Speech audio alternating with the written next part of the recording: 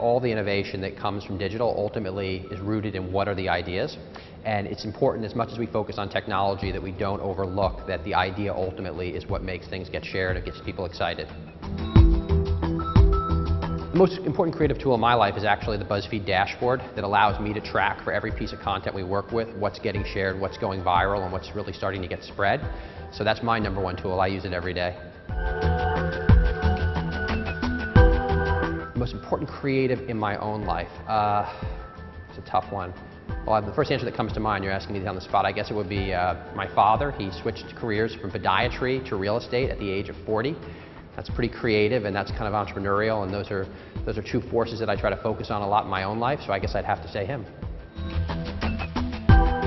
I think the greatest creatives in our industry right now are working in top digital agencies and also working at innovative publishers, and also at sites and places like Facebook, Twitter, and StumbleUpon. I think that as we move to social, the content and the ideas are more important than ever, and these platforms need brands to be telling stories. So I see great creative people working at all of these leading companies.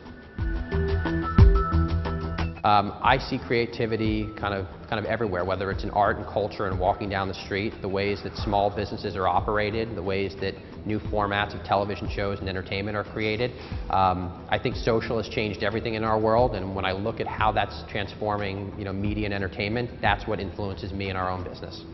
I mean, for me, I like a lot of old art, so whether it's, by old I mean modern American, so whether it's Jasper Johns or Ellsworth Kelly or somebody like that.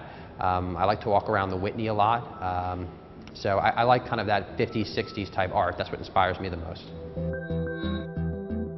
Yes, absolutely, creativity is something that can be learned, and I think a lot of it is getting away from fear and getting away from concern and avoiding the notion that failure is something that should stop you. Everybody can learn creativity. I'm not sure everybody can learn code. I can't learn code, but everybody can learn creativity.